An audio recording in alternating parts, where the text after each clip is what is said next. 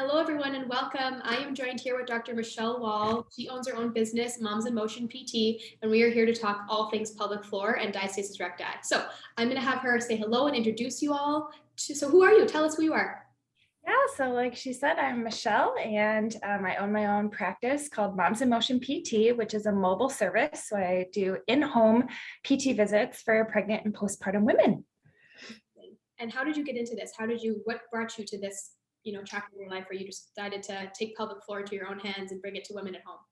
Yeah, so I've been a PT for 4.5 years, but it wasn't until I had my daughter that I got really interested in the pelvic floor and working with women, and especially seeing the gaps in the care in postpartum was really eye-opening for me, and just got me really passionate about kind of helping to fill in those gaps and work with this population. Absolutely. And we talked about this a lot before, you and I, but there's a lack of awareness, it seems, in the community for pelvic floor health. And it's frustrating as a provider that works with women exclusively as well, because these women really need it. And so I know what I see on my end. What are you seeing? What are you seeing these women? Why do they need pelvic floor, and why are they not maybe getting the care that they deserve because of the lack of awareness? Yeah, I think most women are not aware that pelvic PT is even a thing. I think it's becoming a more popular thing. People are seeing it a little bit on social media, and seeing some of those like higher level athletes are sometimes talking about it now, but it has not been a standard of care that people receive a referral to postpartum PT or for pelvic PT postpartum. And so that's creates a big problem if our providers aren't referring. But anyone who is having any kind of aches and pains during pregnancy, you can see pelvic floor providers during pregnancy as well. And even if you're not having symptoms, it's really helpful to see a pelvic PT before giving birth, because we can talk about different things like labor positions, and we talk about breathing and connecting to your core. And then we also talk about what you can be doing in those very early days of postpartum to help with your body. It's not like we're going to say, get up and run around the room or anything like that, but we talk about your breath and how to connect to your core and stuff like that, that you're not going to be getting if you're not seeing someone ahead of time, because no one's going to be going to the clinic in those first, 2 weeks of postpartum to see a PT. Most people aren't even doing in-home PT at that point. I usually don't see people before 2 weeks. And a lot of the time, because of the way our referrals work, I'm not seeing patients until 6 weeks postpartum, until after they've had their kind of clearance 6-week visit. But I do see patients as early as 2 weeks. We don't do anything internal until they've been cleared by the provider. But like I said, there's lots of things that we can work on early on that can be really helpful for the trajectory of healing. I love that you said, and that's a really good point, having someone see you before maybe they're feeling okay but just having the awareness of pelvic floor afterwards, and the importance, so then they have tools and they know maybe what to look for. Because for a lot of these women, I think, they have birth, baby's here, everyone says, okay, see ya, good luck. Yeah. And then all of a sudden, all these things start to add up. And maybe it's not incontinence. Maybe it's not, some dribble. Right. Maybe it's less obvious things. And they're like, well, maybe this is normal. I don't know. I just had a human. I don't know. So you have that opportunity to really discuss those things with them and give them the best, chance of recovery and best recovery possible. What's one of the biggest things that you see? Like, why are women seeking you out and seeking out that care? What are your typical, we see a lot of sciatic pain, obviously, during pregnancy and things, but what is your go-to reason for seeing these women? I don't even know if I would say there's a go-to. It's kind of all over the board. I do see women for, back pain, whether that's upper back and neck pain postpartum for like breastfeeding stuff, or lower back pain during pregnancy, sometimes afterwards too. Just, our posture changes a lot. Sometimes that SI pain as well, but a lot of times they're leaking. They're just not sure how to get back into exercise, and they want to. They want to be safe. Some people just kind of feel funny in their body, and they feel like they can't do the same activities they used to, or things just feel kind of off, is what I hear a lot. But then there's also just kind of general pelvic floor stuff that tends to come out during pregnancy. And so I get the urinary urgency, urinary frequency, Constipation is a huge one during pregnancy and sometimes afterwards as well, and has huge implications for both diastasis recti and also pelvic floor, especially if there's any tearing. A lot of times constipation can worsen both of those issues.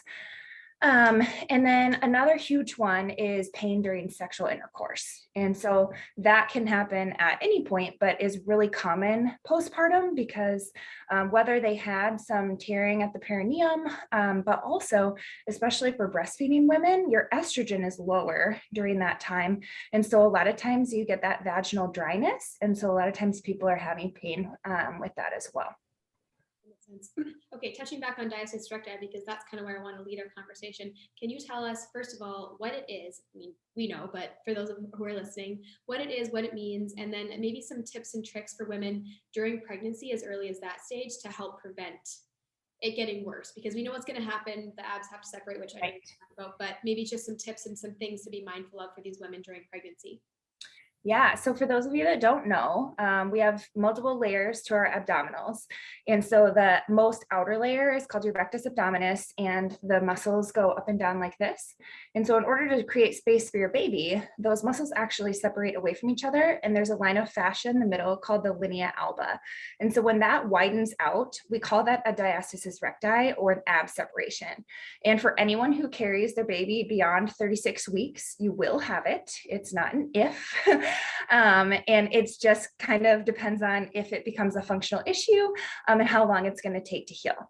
And so a lot of times it does what we call spontaneously heal within the first 3 to 6 months postpartum. But for about 50% of women, it will not close by that 6 months.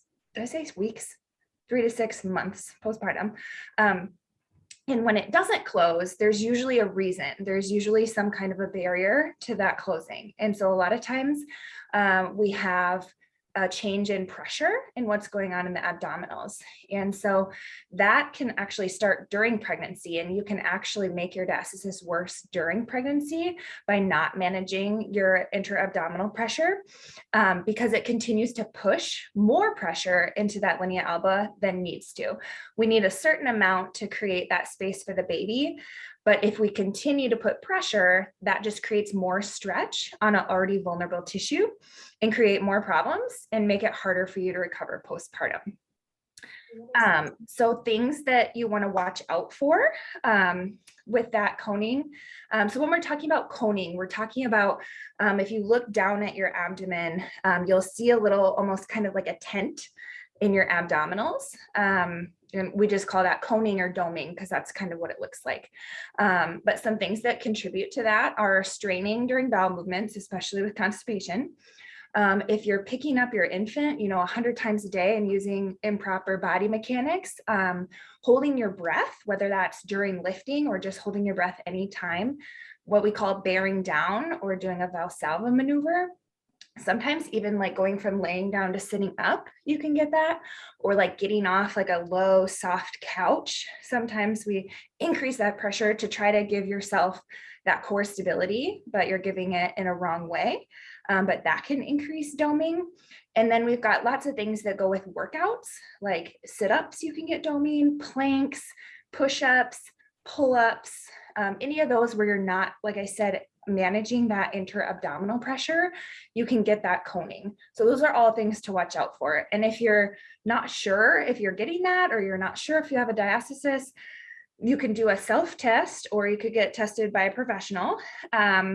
And otherwise just watching for that coning. If you're seeing that, you probably should get checked out because there's lots of things that we can work on, different strategies to try to decrease that pressure to allow those tissues time to heal. Okay, so what are your what's your top no exercise? Because I know you talked about I think a lot of women are aware that like sitting up, like a sit up and a crunch is not going to be anything good for that linea alba and that separation. But what about plank and those other exercises? Yeah, so I actually don't have a no list. So it's all about you as an individual and your function. So if you're able to engage your deep abdominal muscle called your transverse abdominis, and you're able to do a plank without having any of that coning or any of your abdominal contents moving forward, I say that's fine. Go ahead and do a plank. Most women aren't ready for that, especially early postpartum. But a lot of people are told like you can never do planks ever again. And I don't believe in any of those like ongoing no exercises. But in early postpartum, any time that you see coning is going to be a no exercise for you.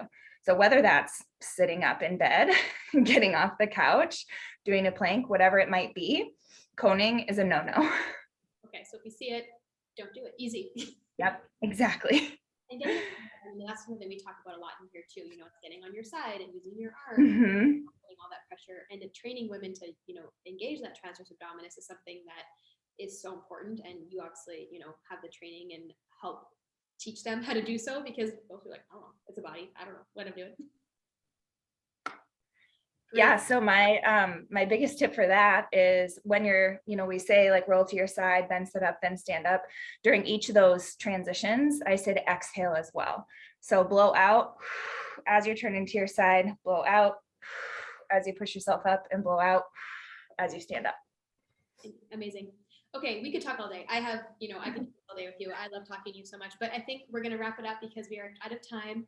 But one quick thing before we leave, I'm going to put all of your information below, but just tell us quickly your website, your Instagram, so that the people can find you and they need you. So Yeah. So my website is www.momsinmotionpt.com. And then I'm on Facebook at Moms in Motion PT, and then Instagram at moms.in.motion.pt. amazing. And also for listeners, her Instagram, she's funny and her videos are awesome. So check her out, follow along. Even if you don't live here, it'd be an amazing resource for you all. Okay, Dr. Michelle, thank you so much for your time. We really appreciate it. Hope you have a wonderful day. Thanks for joining us today. Yeah, thanks.